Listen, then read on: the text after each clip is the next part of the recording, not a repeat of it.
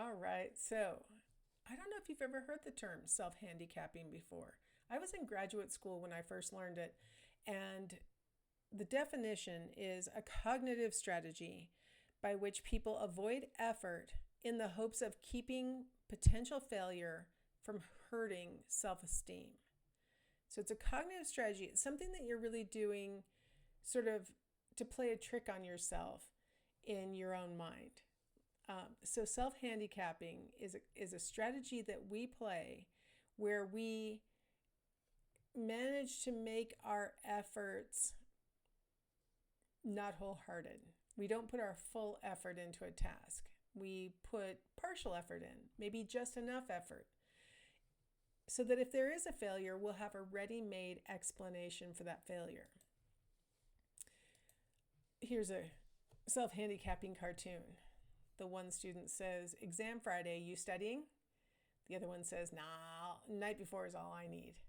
But he's thinking, what's the point? I'm going to fail anyway. The same classmate says, "Want to join our study group?" And he says, "Later, I don't want to overstudy." And then he's thinking to himself, "I'm so going to fail." And then when he sees the results, which obviously this is an old cartoon because they posted the results on the wall like they used to in the olden days, but he says, C minus. All right. Not bad for one night of studying, right? And then in his head, he's saying, "At least she thinks I'm not stupid, but this won't get me into grad school." So see what he says when he sees the results? Not bad for one night of studying. So his classmate had tried to get him to study with her earlier. And he says, "Oh, no, I don't need to. I got this." But we get a little window into his mind, which is he's got some self-doubt. He's sounding super confident, but he's got some doubt about his ability to perform well on the test. Another day, apparently, because he's changed his shirt, I don't want to overstudy, right? So he had multiple opportunities to start working on preparing, but he didn't take those opportunities even as he was having these thoughts that he wasn't going to succeed. And then when he ended up getting what is a passing grade, actually D or better, I guess, is a passing grade, he thinks to himself, he says out loud, "Hey, that's not bad. I only studied one night and look at this grade." The implication is, had I studied more, just think what I could have done. But in his mind, he was so convinced that he was going to fail, that no amount of studying was going to help him, that he decided to place in front of himself a handicap. He did himself a handicap so that he could have a ready-made explanation in case he failed. So had he gotten a D minus or an F on the test, he could have said, "Well, I did only study a couple of hours last night." Even though he had all the opportunity in the world to study with a study group and get ready for this test, he chose not to so that he'd be able to say, "Well, I barely had time to study, or I barely studied at all. And obviously that's why I failed." So what self-handicapping does is it allows us to place in front of ourselves a hurdle to make it harder to be successful. But the reason why we're motivated to do it is because it gives us an explanation for when we're not successful. And usually everybody's impressed with our ability to function even in the face of this handicap, this thing that we place in front of ourselves. So in this video, the guy is Dr. Christian is describing it as self-sabotage. Same exact thing. Self-handicapping, the term refers to the idea that you make your own block. You do something to give yourself a ready-made excuse. Self-sabotage, you might actually take it one step further, and you may actively do something that would make it less likely that you're going to succeed. You may actually, I left my book at school. Those kinds of things where, I finally am going to settle down to study and I left my book at school. That's self-sabotage. So he's going to talk a little bit about how to overcome that tendency. I wanted to actually go back here and look at this and think about some examples of self-handicapping. I'll give you a few from my own academic career because I think it's useful for people to hear that, their professors have done these things too. All of us have. We all have self-doubts. If you don't have self-doubts, it's because you aren't even acknowledging them to yourself. If you think, I hear a lot of, I supervise a lot of McNair students who are first generation students who have a goal of going on for graduate school, but don't necessarily have role models in their household and things like that. It's exactly my trajectory. I didn't have role models in my upbringing about going even to college, let alone going on for graduate school.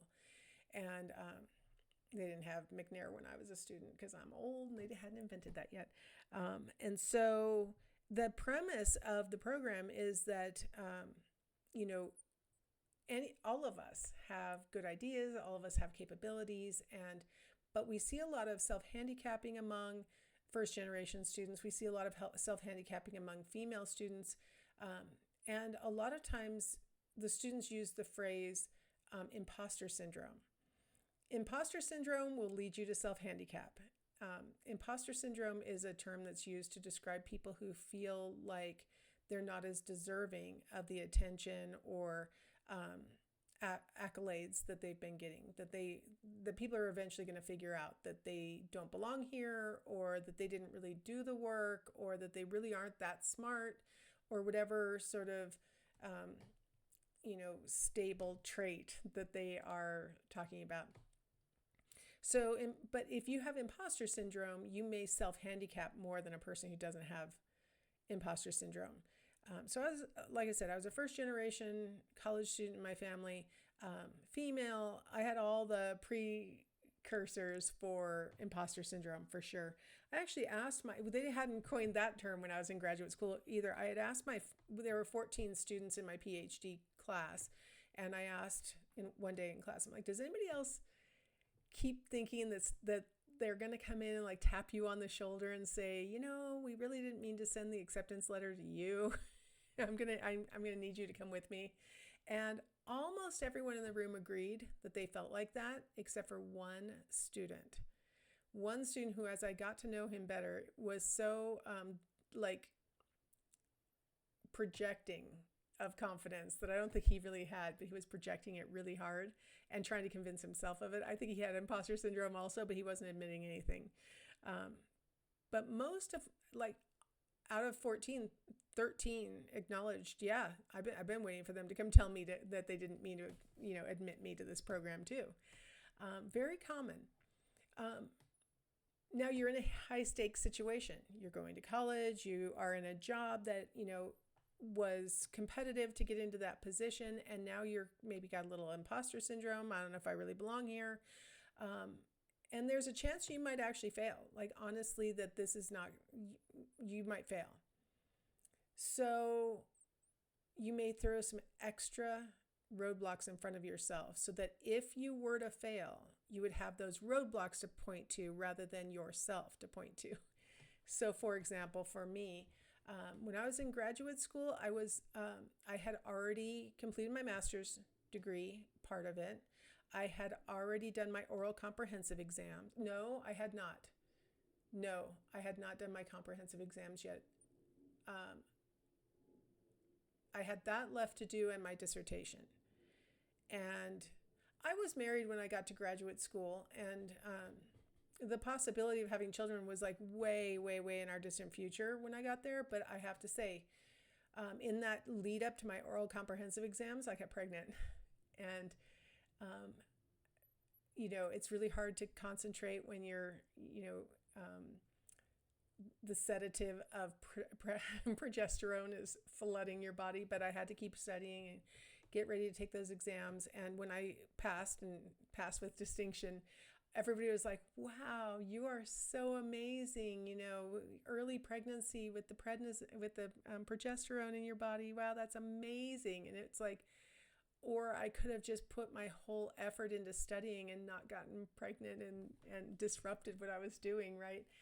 Once I had my baby, I had presented my dissertation plan and everything, started collecting data, and I got all sorts of extra credit for being able to collect data so well and keep on track and not fall behind as I was also caring for a newborn. I got all this extra credit for it. when it was kind of a self-handicap. Like I could have waited a year before having a baby, but I didn't. I put this giant self-handicap. The same one who took the marshmallow, by the way, was my self-handicap. That's a pretty elaborate self-handicap, honestly. And it took a lot of sort of self-reflection later to think about it the way that I did, to realize I kind of I honestly loved that I was getting so much extra credit for my success, even in the face of having this challenge of having either, pregnancy brain or, a newborn, or the things that I was managing at the same time. I got a lot of extra credit for that. But it really was a ready-made excuse in case I ran up against failure. If I hadn't been able to finish, well, I mean, I can always do it next year because, I do have a baby. Things like that, it's really difficult. I didn't realize. And so, I'm going to put off my defense till next year or something like that. And nobody really would have judged me probably if I had put off my defense for a year. And so that's the important thing, I think, to take away from what I'm calling a self-handicap is that a lot of times it gives you the benefit of a ready-made excuse in the face of failure, and it gives you extra credit in the face of success. So other people think, wow, you really rose above. You really did above and beyond, right? So I think a good challenge would be to think about anything that you may have ever done that you can think about in your, adolescence to now era, like things that you maybe had opportunity to do something, and maybe you were like, it was a high risk thing, could succeed, could fail. Did you do anything that made it harder to succeed that maybe could be construed as a ready-made excuse in case of failure? Or that maybe you ended up getting extra credit because you succeeded even though this random handicap was placed upon you. Oh no, I'm the one who placed it. As the queen of self-handicapping, I know for sure that I did that. So this is not going well. I am not, the self-control and getting rid of the phrase so is not working. The purpose of talking about what factors might go into self-control and what self-control might look like and how we might define it is all with a mindset towards helping to encourage ourselves and others to have self-control. So I have that video from Dr. Christian about, avoiding self-sabotage. And then I have this little clip from Big Bang Theory where Sheldon's talking about emotional intelligence. So I'm going to stop talking here, let you watch those two videos, and then we can come back and continue on.